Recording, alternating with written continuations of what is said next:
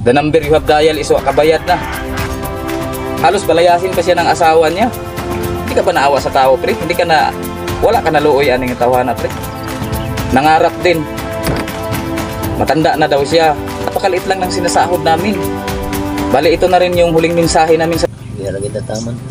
May problema na ako. Kasi gilakan ko na, pre. Ngayon, ako na rin mismo ang babawi. Di kasi ako taga rito, mga kapulso. Taga Bohol talaga ako.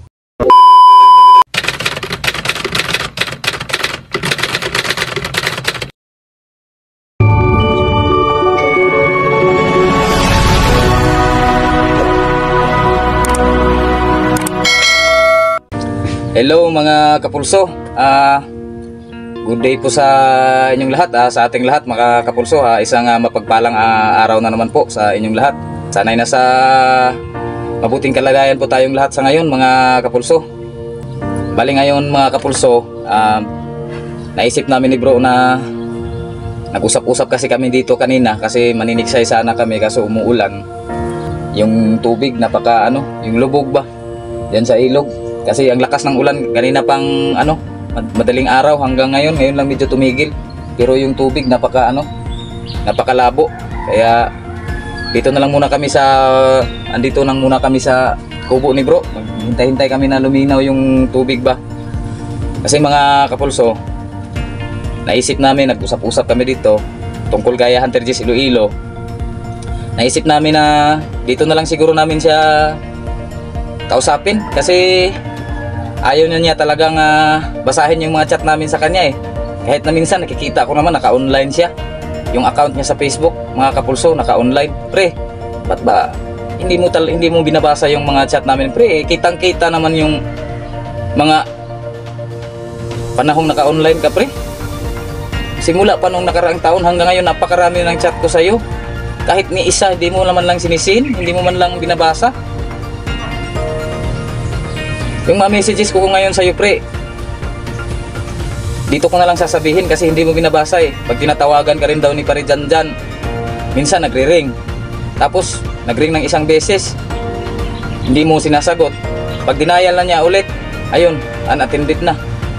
The number you have dial is kabayad na. Kaya dito na lang namin sa YouTube sasabihin yung mensahe namin sa iyo, pre. Ito na ang huling mensahe namin sa iyo, pre. Sana masaya ka ngayon sa mga nangyayari. Masaya ka ngayon sa mga ginagawa mo, pre. Kasi hindi namin talaga sukat akalain na napakarami din palang nabiktima tulad nila, bro. Pre, pinagkatiwalaan talaga kita, pre. Naging pa ako, pre, pangalawang ama ng anak mo. Nagpresenta pa ako na maging ninong ng anak mo kahit na napakalayo mo kasi kala ko talaga noon kasi napakabuti mong tao. Kasi nga kesyo tinulungan mo ako dito sa arms corps ko. Yan, may mga nabigay ka sa akin. Pero hindi naman siguro sapat na halaga to, pre. Kasi kung kukwentahin itong ginawa mo sa arms corps ko, pre, nagtanong ako sa dating may-ari nito, yung nagbigay sa akin nito, hindi naman daw ganoon kalaki ang magagastos kung iisipin mong ang kapalit na nung pagtulong mo sa akin ay yung pera nila Pare Janjan at ni bro. Kasi hindi naman daw yun ganoon kamahal. Tapos itong hand pump, binili ko naman to sa iyo, pre.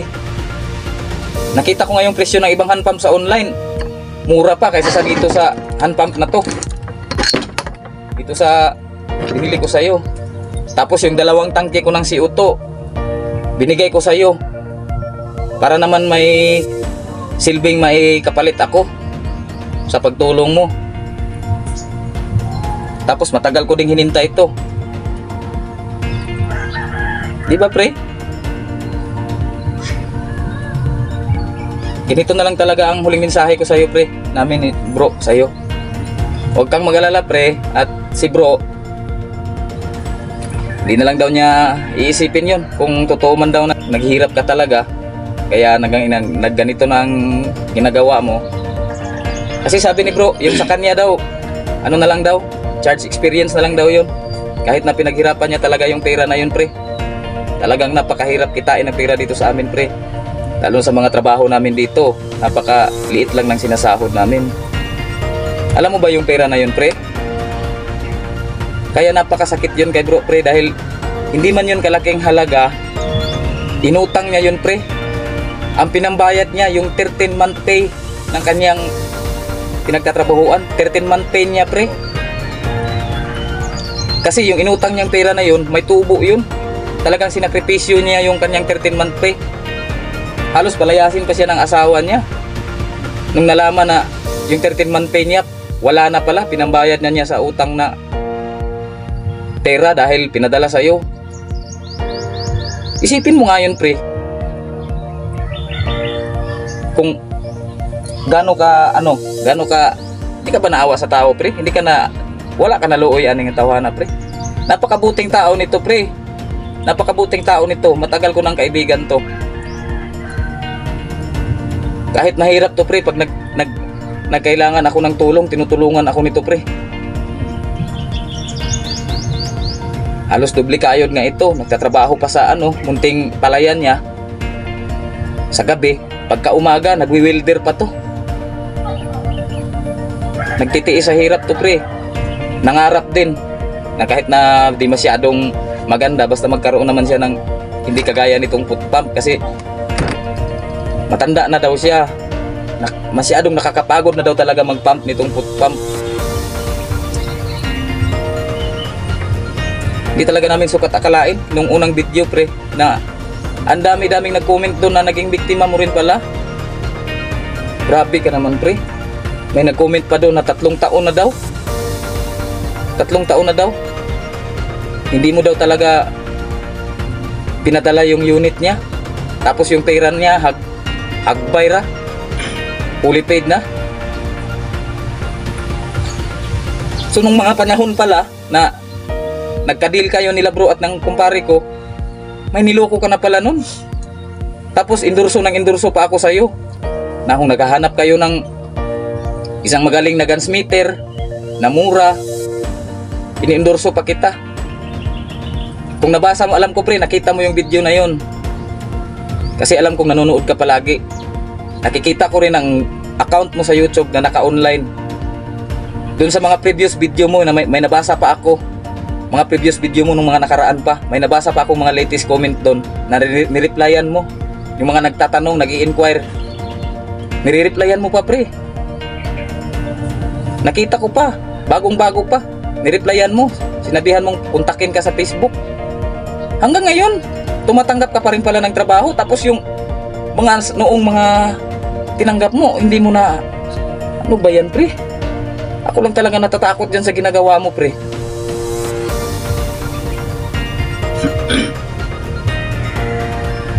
Pero alam mo pre, dahil sa mabuting tao talaga to si bro, sabi niya sa akin kanina, hindi na lang daw niya iisipin yung sa kanya. Di naman daw ganun kalaking halaga yon. Tapos yung nangyaring pinag-awayan nila ng asawa niya, dahil yung 13-month pay niya talagang ubos na binayad niya. Kunti, kakarampot lang 13-month pay namin sa trabaho namin pre, kasi napakaliit lang ng sinasahod namin. Oo. Sa isang taon, yun lang yung panahon na nakakahawa kami ng ganong pera para maging masaya naman yung Pasko ng pamilya namin. Pero kung totoong dumating talaga yung unit na pinangako mo sa kanya, na sinasabi pang next week darating na o next month, mababawi din yun pre. Yung kahit na siguro yung pera, yung 13-month niya wala na, pero nandyan na yung unit pre. Napakalaking kasiyahan na yun sa kanya pre. Tama ka bro, tama ka. Kahit na sinakripisyo niya yung pera na yun, kung dumating yung unit niya, kahit na awayin pa siya ng oras-oras ng kanyang asawa, hindi masakit sa kanya kasi nandyan na yung pinangarap niya. Tapos pre, wala, ginawa mong ginawa mong uto-uto tong tao pre. Napakabait nito pre, mabuting tao ito pre. Pero sabi niya sa akin kanina pre, pinapatawad ka na daw niya. Bali, ito na rin yung huling mensahe namin sa iyo pre, kasi ayaw mo na talaga kami makipag-communicate sa amin eh. Dito na lang namin sasabihin sa iyo ang aming huling mensahe sa iyo. Hindi na kita tama. Hindi na daw niya iisipin. Pinapatawad ka na daw niya, pre. Kaya pre, may problema na ako. Kasi gilakan ko na pre. Yan mo yan, pre. Iniyakan niya daw. Halos palayasin pa siya ng asawa niya, pre. Pero pinapatawad ka na daw niya. Silbing kung may naitulong ka man daw sa amin noon, yun na lang daw yung ganti niya. Pero yung ibang mga nabiktima mo, pre, lalo na yung isa kong kumpare, pre, gusto ko lang ding sabihin sa'yo na pinablatter ka na niya. Lahat ng mga konversasyon ninyo, pati litrato mo, mukha mo, address mo, litrato ng lisensya mo, nakarecord na sa pulis dito sa amin. Nananawagan din po ako sa ibang mga nabiktima dyan na kung maaari ipablatter nyo rin po para naman po hindi mamihasa itong taong ito. Inindurso kita, pre, ng matagal na panahon. Ngayon ako na rin mismo ang babawi kasi hindi na talaga maganda yung ginagawa mo, pre. Napakarami pa lang na biktima mo, pre. Hindi namin talaga sukat akalain. Ang bait mong kausap sa cellphone. Napakagaling mong magpalusot. Napakagaling mong kung ano-ano na lang yung mga palusot mo. Tapos napakagaling mo ring mangako. Next month katapusan. Pagdating ng next month katapusan. Hanggang next month na naman katapusan. Hanggang sa naging katapusan ng taon. Kaya ngayon surrender na kami, pre. Pero yung kay pare Janjan, pre, nagkausap talaga kami. Hindi niya daw talaga kasi malaki-laki yung sa kanya eh. Yung kay pare Janjan, pre, alam mo ba kung anong trabaho ng taong yun?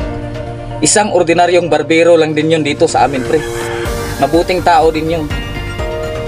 Alam mo bang nasabi ko na din pala sa'yo noon na ang lupang kinatitirikan ng bahay ko nung pinalayas kami dun sa una-una naming tinirhan, lupa nilang magkapatid nila Longkoy. So yung si Master Loki ba, mga kapulso, napakamabuting tao nila nun. Mga tunay na kaibigan. Pero si Pare Janjan, nag-iba yung tingin sa akin ngayon. Iba na yung approach niya sa akin pag nakikita kami. Parang yung galit niya sa'yo, pre, parang sa akin nakabunton palagi. Kasi ako nga nag-endorso sa'yo, sa kanya na mag-order sa'yo eh. Ako nakukonsensya ako, pre. Kasi mabuting tao yung mga biniktima mo eh. Mga mabubuting tao. Nung pinalayas ako dun sa nauna naming tinitirikan ng bahay, ang daming mga kaibigan ko na nag-offer sa akin na doon ako magtirik ng ulit ng munting bahay sa kanila. Kasi may mga lupa sila dito. Di kasi ako taga rito, mga kapulso. Taga Bohol talaga ako. Si bro, inoperan ako na dito daw ako magtirik ng bahay sa lupa niya dito. Munting lupa niya. Mag-ano lang daw ako dito sa kubo niya. Yung mutapad lang ba? Tatabi lang ako. Dito na sana talaga ako titirik noon. Pero nag-offer kasi si Pare Janjan at si Pare Longkoy na doon na lang sa kanila kasi malapit sa kalsada.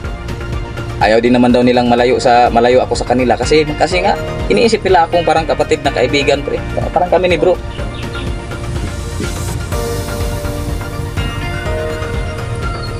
Hindi man sa pinagyayabang, pre, kasi mabuti akong tao, pre. Hindi ako kailanman nanloko sa kanila. Kung anong meron ako, sinishare ko sa kanila. Kasi mga kaibigan ko sila. Kung may problema sila, kung may tutulong ako sa kanila. Ganun din kasi sila sa akin eh.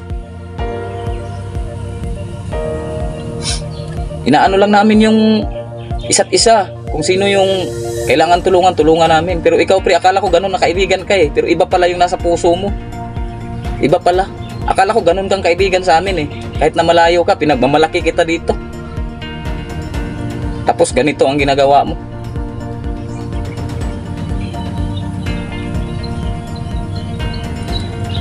Yun na, pre.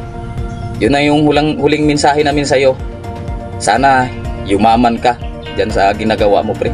At sa dun sa mga ano din pala, dun sa mga nabasa ko sa mga previous video niya, may mga latest comment kasi dun na nag-i-inquire na naman na magpagawa o mag-order. Wag nyo pong ituloy kung nag-aano naman kayo ngayon, kung nagpupuntak naman kayo ngayon ni Paring Hunter Jess, huwag niyo pong itutuloy kung ayaw niyong matulad sa amin. Nabasa ko kasi doon nire-replyan kayo. Kaya alam na alam ko rin na pinapanood niya ang mga video namin. Ako pre, hindi naman kami Diyos para hindi kami magpatawad. Pinapatawad ka na namin pre. Patawad ka na pre. Pinapatawad ka na namin. Pero yung sa iba pre, iwan ko lang kung ano yung mga nasa isip nila. Hindi ko kasi hawak, sabi ko na nga sa'yo noon pa, hindi ko hawak yung ugali ng ibang tao. Kasi sinasabi niya sa akin mga kapulso no, na ako na daw bahala ano sa kanila, magpasabot ba, magpaliwanag sa kanila kay Parijanjan at kay bro. Si bro, napapaliwanagan ko to lagi kasi mabuting tao to. Pero dumating din yung panahon na naubos ang pasensya nito sa akin. Kaya nga nung mga nakaraan hindi na siya sumasama sa vlog ko kasi talagang nagtatampo na. Hindi siya nagalit sa akin pero nagtatampo siya. Talagang dinibdib niya yung nangyari. Kasi pati yung pamilya na naapektuhan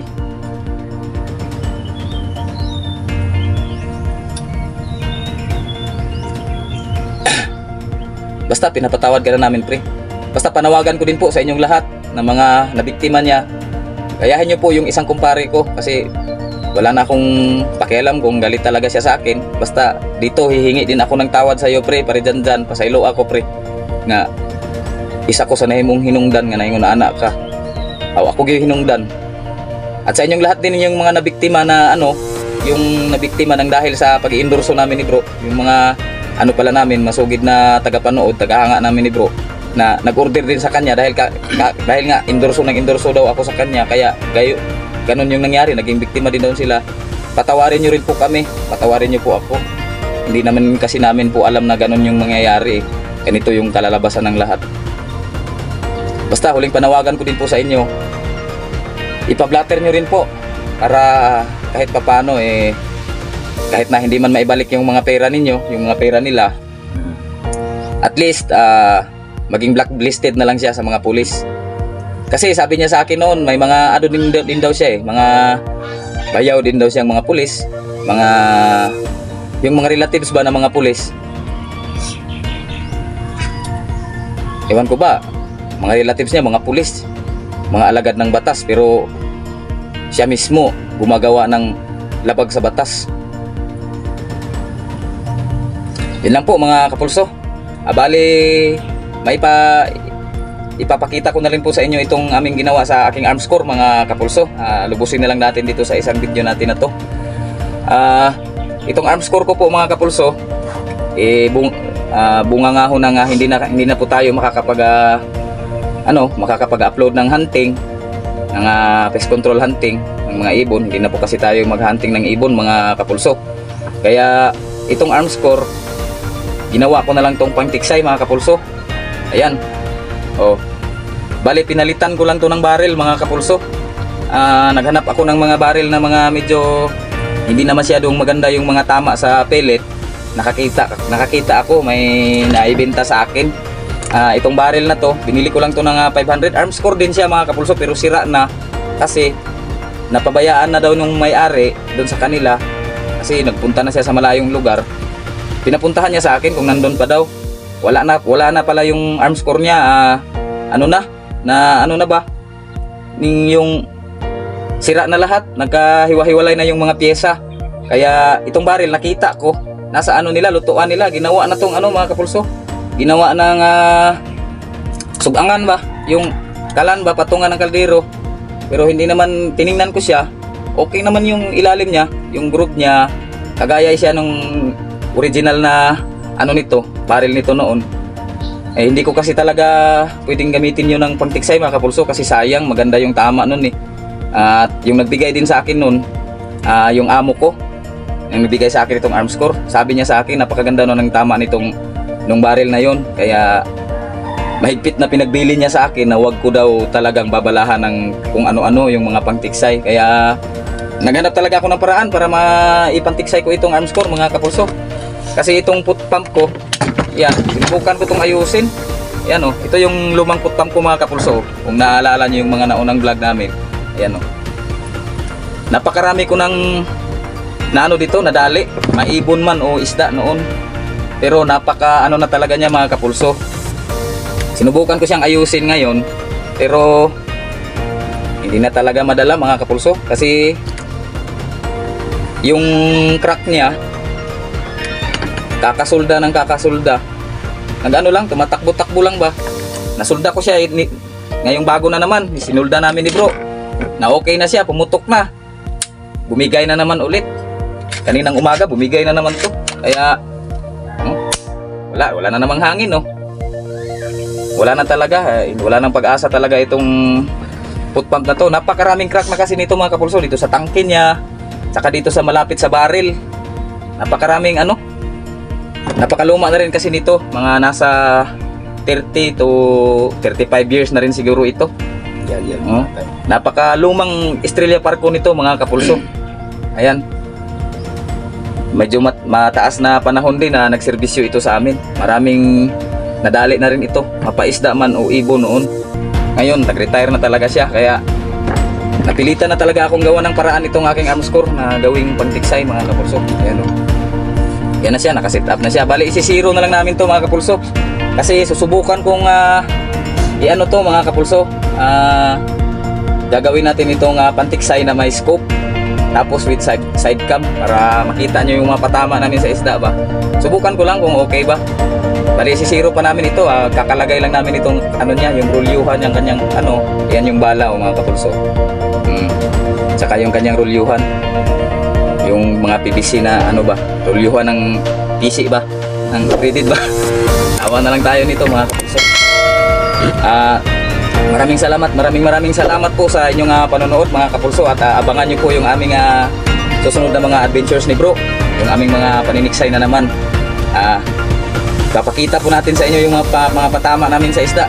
Gagawin po namin yung aming best para magawa namin yung paniniksay na may scope tsaka may side cam. Hanggang dito na lang po siguro yung ating video sa ngayon, at isi-zero pa po kasi namin ito subukan ko pa pong mag-zero kung makakatama ba kami ng makukuha ko bang siruhin to ng paniksay yung bala. Maraming salamat po sa inyo mga kapulso, at kita-kits po tayo sa ating susunod na mga video.